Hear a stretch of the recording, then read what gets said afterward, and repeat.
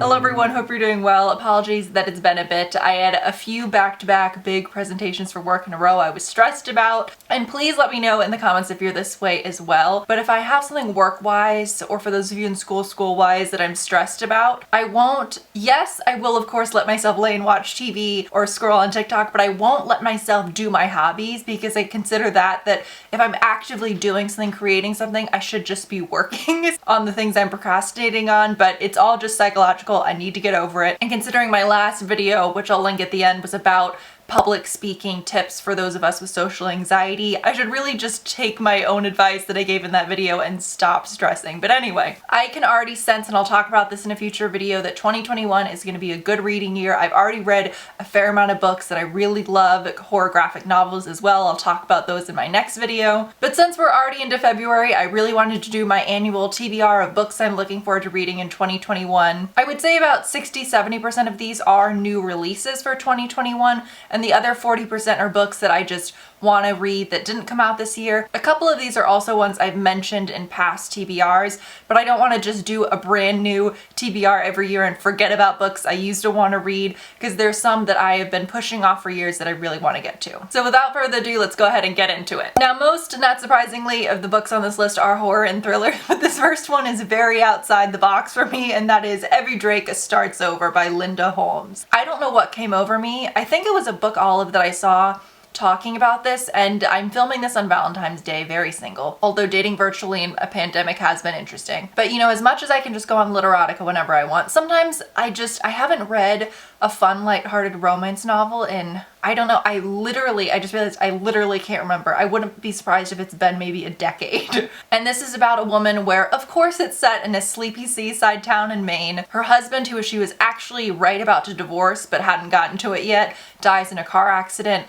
So now she's supposed to be really grieving. Everyone thinks she's supposed to be grieving when really in reality she's kind of happy he's gone, and she feels terrible about that. And her very good guy best friend tells her that he has a friend who's a famous baseball star. Again, sports are in this. I don't know why I'm reading this. Who has kind of ended his career and wants to get out of New York City and stay away from the limelight. So he suggests that she rents her apartment that's in her house, and I'm sure you can guess where things go from there. I'm actually already about 25% of the way into this, and I'll just say it's exactly what I needed so far. This I don't think is brand new for 2021. I don't even really know when it came out, but apparently Linda Holmes is pretty popular and I've never heard of her. So if there are any other books you'd recommend I read by her, let me know. Next is a new release that just came out on February 2nd, and that is The Project by Courtney Summers. This is about a young woman named Lo whose parents are dead, and her sister, I don't know if it's older or younger, has joined what sounds like a cult called the Unity Project. And I think that Lo is a journalist, and a man shows up at the magazine Lo works at claiming that the Unity Project killed his son. So Lo, I'm gonna guess, is gonna try and go undercover and infiltrate this group. Now that does kind of sound like a lot of books and movies I've seen, but the reason I'm excited is because Courtney Summers, I adored the book Sadie so much. I know many of you did as well. I don't know, and I won't spoil the ending, an ending of a book that has impacted with me and stayed with me so much. I won't get into it. But this is her newest book, and I could not be more excited. Next is just an author in general, and I mentioned before I want to read more books by him, and that is anything by Victor LaValle. I actually just finished The Devil in Silver, and that is about a man who, very simplistically, I'll summarize it, gets into a fight. The cops don't want to deal with all the paperwork, so they send him to a mental hospital, and he kind of gets stuck there, and all I'll say is that an animal sort of in the building is killing residents. Very weird and out there, and I just finished it, so I'll review that in my next video. But I've heard really wonderful things about the Ballad of Black Tom and The Changeling. If you've read both, please let me know which one of those you think I should check out next, because again, I don't want this to end up being a review of The Devil in Silver, because that'll be the next video, but I really want to read more Victor LaValle. Then is a new release that comes out really recently on February 23rd, and that is The Upstairs House by Julia Fine. This is a provocative meditation on new motherhood. It's Shirley Jackson meets The Awakening,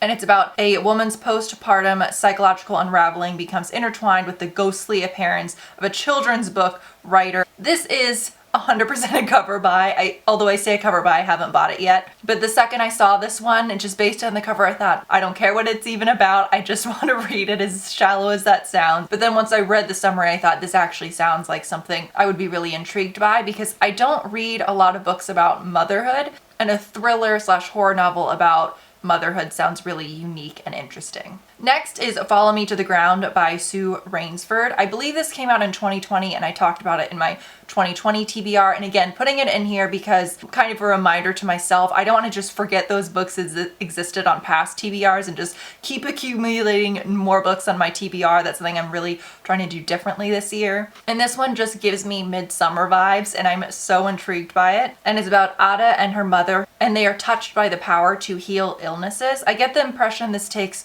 way back in time, but I could be wrong. And they live on the edge of a village where they help sick locals, and they help them by cracking open their damaged bodies or temporarily burying them. So sounds like a really graphic, disturbing process, not just giving them some little potion. But either way, I've talked about this one before, really, really interested. Then is another new release for 2021. This came out, looks like on January 1st, and this is Scream to the Shadows by Tunku Halim. This is an author I just started hearing about recently, although he's apparently been very, very popular in Malaysia, especially for quite some time. Maybe he's been popular in the US as well, and I apologize that I just haven't heard of him. But I ended up watching some YouTube videos with him, talking about his books, watching some interviews, and I'm really, really interested, and this is his newest release. And it's 20 short stories that offer 5 distinctive worlds, and it's a paranormal mystery series of the occult world, and just everything about that sounds up my alley. I don't normally read a lot of short stories, but what I'm intrigued by this is that it's 20 short stories in 5 worlds. So I like the idea that it's multiple short stories, but in a lot of consistent worlds, and the occult, paranormal, very excited. Then I've got this book to hold here, and that is Picnic in the Ruins by Todd Robert Peterson, and this is a new release.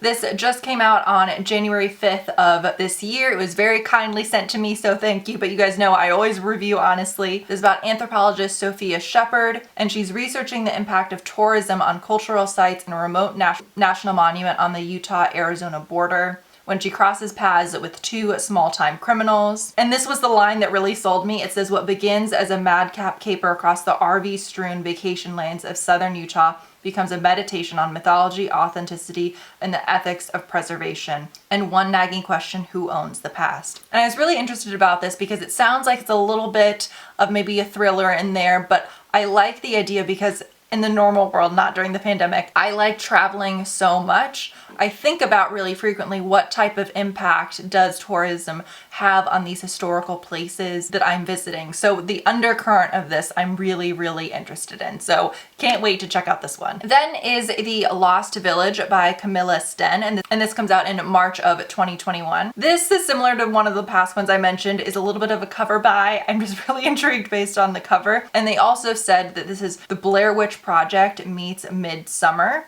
And this is about a documentary filmmaker, Alice, who has been obsessed with the vanishing residents of an old mining town dubbed the Lost Village.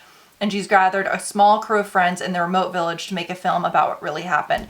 Something about this reminds me of, let me find the YouTuber's name. I found it. The channel is called Ghost Town Living, where a guy has gotten all this funding to go ahead and restore an old mining town in California. Something about that, even though it's not remotely the same topic as the Lost Village, but something about it just being like a lost village. I'm just really into that right now, and I highly recommend. I mean, the YouTube channel gets millions of views. I'm sure you all have seen it, but it's awesome if you haven't checked it out yet. Then is The Last House on Needless Street by Catriona Ward, and this comes out in March of this year. As I've mentioned before many times on my channel, although I don't think I've said this in the past couple of years, so if you're a new subscriber, maybe you haven't heard me say this, is it even a thriller if it doesn't have branches on the cover? But this says it's the story of a serial killer, a stolen child, revenge, death, and an ordinary house at the end of an ordinary street. All these things are true, and yet they are all lies. In the dark forest at the end of Needless Street lies something buried, but it's not what you think.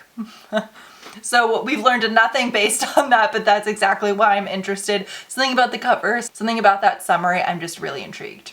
Then is another author. This is similar to Victor LaValle, where I've been meaning to read more of this author. Although in this case, I've read nothing by this author, and that is Anything by Amma. So she has written The Deep and The Hunger. I understand that The Deep is sort of based on the Titanic and it's not necessarily a horror. I have heard that it's not scary versus The Hunger I've heard is maybe more disturbing. But please let me know if you've read both. Which one should I start with? And again, I need to read a book by her this year because I've been meaning to read like The Hunger, for example, since it came out, and I haven't, but I can't decide which one to start with. Second to last, we have a release that's coming out in July of this year, and that is The Final Girl Support Group by Grady Hendrix. And it says, the Final Girl Support Group is an homage to slasher films, and it follows 6 girls who belong to the survivor support group that has been meeting for nearly 2 decades. If they've been meeting for 2 decades, they really aren't girls, are they? I don't know. The girls, the publisher elaborated, managed to survive the unthinkable, and now someone is coming for them. Doesn't this sound a little bit similar to Final Girls by, what's his name? But I will say, regardless of that, I'm so excited because I read the Southern Book Club's Guide of Slaying Vampires. And for those of you who watched my 2021 favorites video, feel free to go watch that after this. This ended up being very high up there in my list. I think he's a fantastic writer. His books have that horror element, but they're also, in my opinion, very funny and have a lot of humor to them. So just really, really unique compared to a lot of other authors I read.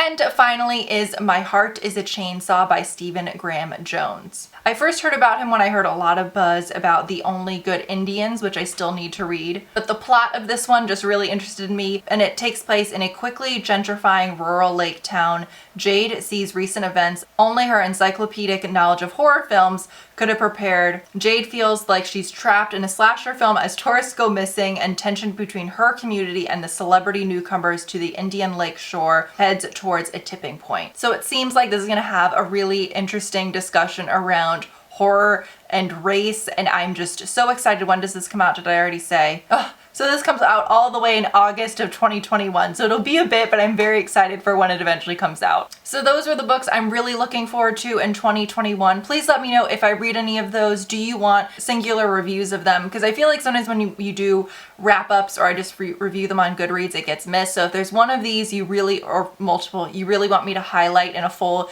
YouTube review, which I feel like I haven't been doing as much lately, which I used to do all the time, where I just review one book in one video, please let me know. Also, are there any other books in 2021 that are coming out that you think I missed? I will say, and I meant to say this at the beginning of this video, if you Google just horror novels, thrillers coming out in 2021, there are tons. As much as this and the last year have sucked in a lot of ways, we've got a lot of great books coming out. So I hope you all enjoyed this video, and I will see you in my next one, which will be a wrap-up of a bunch of great books I've read lately. Bye.